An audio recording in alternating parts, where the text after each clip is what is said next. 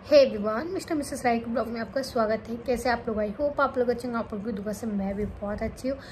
But एक है reason जो मैं ये ब्लॉग बना रही हूँ। वो रीज़न कुछ अभी हाल फिलहाल में सब लोग आए थे ना मेरे ससुराल से, तो वो बात छिड़ी थी। तो मैं सोची आप लोगों को भी बता दूँ, क्योंकि मेरे दिमाग से वो चीज़ निकल गया था, लेकिन एक बहुत बड़ी बात हो गई थी।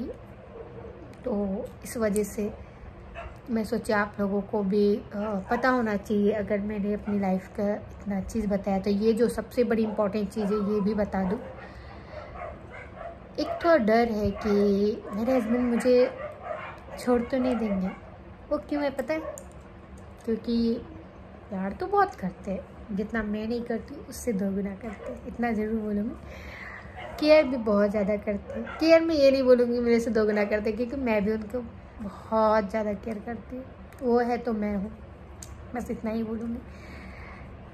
तो हुआ ऐसा कि मेरे ससुराल में 9 साल हो गए मेरी शादी की, बट एक ख़ास इंसान है जिसको ये नहीं पता कि मैं एक मुस्लिम फैमिली से हूँ। मैं एक मुस्लिम लड़की हूँ और मैं ये पता है कि हमने लव मैरिज में मेरे हस्बैंड की है, लेकिन ये पता है कि मैं झारखंड रांची से हूँ, लेकिन ये नहीं पता है कि मैं मुस्लिम फैमिली से हूँ। और वो खास इंसान पता है क्या? मेरी जो छोटी नंद है, जो मेरी बेस्टी है, उसका हस्बैंड। मेरे छोटे नंदोसी जिनका घर है दिल्ली, वो दिल्ली के हैं और उनको अभी तक नहीं पता कि मैं एक मुस्लिम लड़की हूँ। सोचो ना, मेरी 3 ननद है, उसमें से सबसे छोटी जो ननद थी वो मेरी बेस्टी है। हर सुख दुख बात हुआ, हर एक चीज़, लेकिन आज मैं उससे दूर दूर रहती हूँ। वो है उनका हस्बैंड।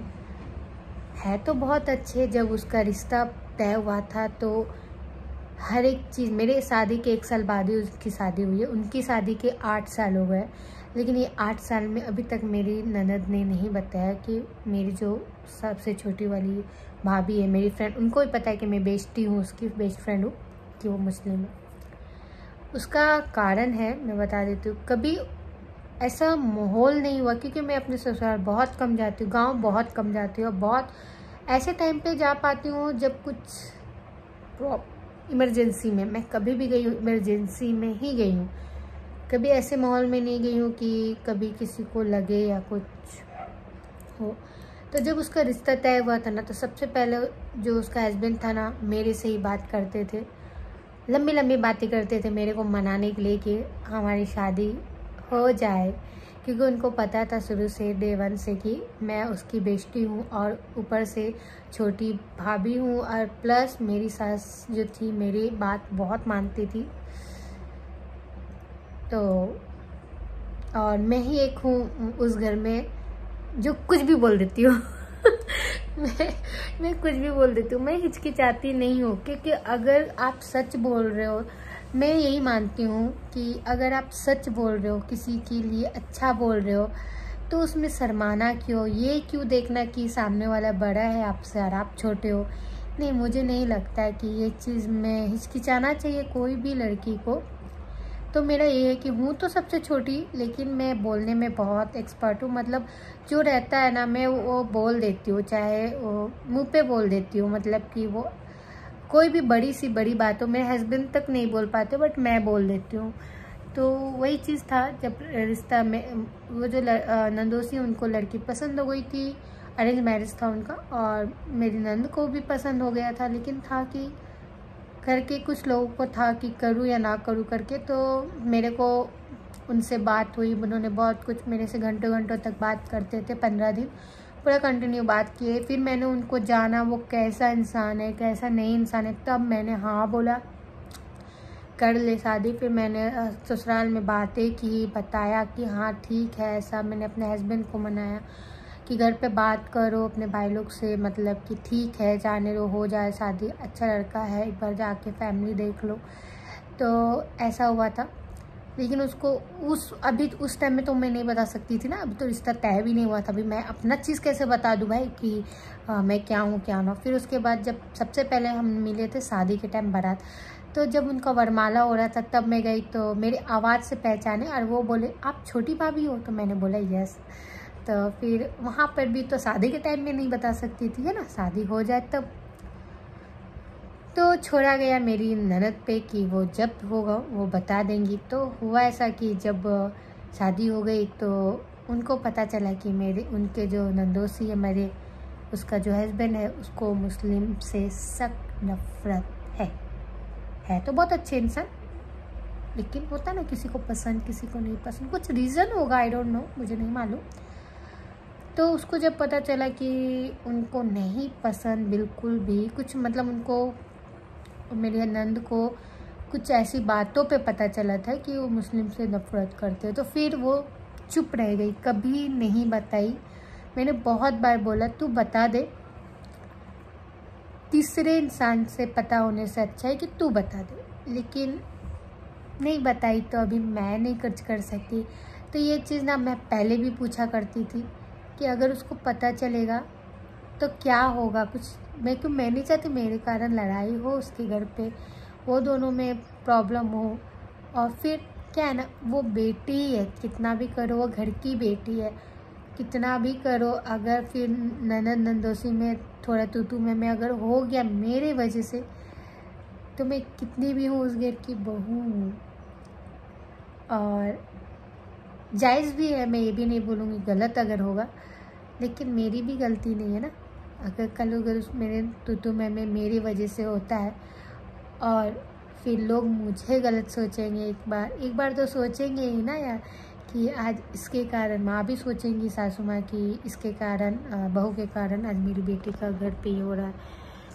हर कोई सोचेगा, है ना। सोच को तो मैं कितना भी, हाँ, लेकिन हाँ ये चीज़ है कि मेरी सासू माँ से जब पूछा गया कि अगर कभी उसको मैंने ही पूछा था, मैं अपने हस्बैंड के साथ, पता चलेगा तो क्या हुआ, चाहे वो मेरे जेठानी हो, चाहे मेरी बड़ी ननद हो, चाहे, तो उनका यही कहना है कि तू मेरे घर की हो, वो अपने घर की है, अगर तू मुस्लिम है तो मेरे घर में हो, मेरी बहू हो, और वो है तो अपने घर। लेकिन कितना भी बोले ना, जब तू में होगा ना, तो एक पर उनकी सोच ये होगी कि आज इस लड़की के कारण मेरे बेटी के घर पे, और मैं उस चीज़ को ख़राब भी नहीं, अब है तो भाई किसी के भी घर पे होगा तो एक बार होगा ही ना, सोचेंगे।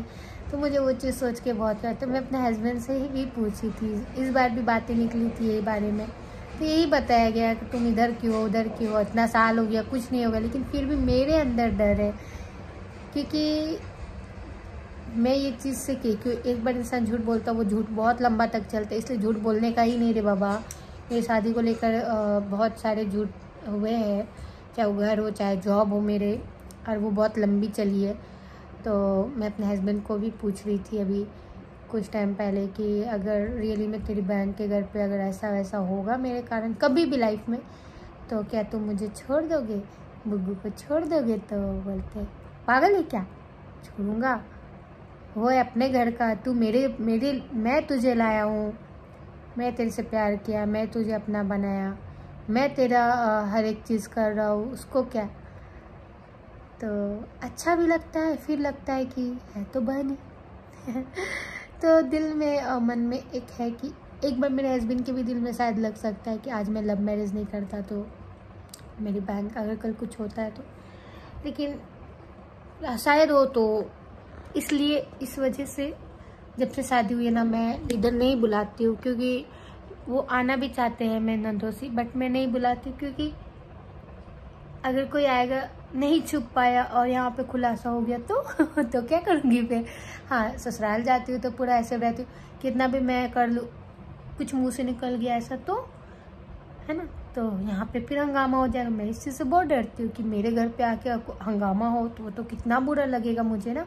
तो इस वजह से मैं कोई ना कोई बात को टाल के मैं नहीं कभी बुलाती मुंबई में, और उस चीज़ से उनको ख़राब भी लगता है, वो बोलते भी है कि तेरी छोटी वाली भाभी तो कभी बुलाती तक नहीं। लेकिन इसका रीज़न बस यही है कि उनको पता नहीं है, और फिर वो पता होने के बाद वो मेरे से नफ़रत करे। इससे अच्छा है कि दूरी बना के ही रहो, वही सही है ना।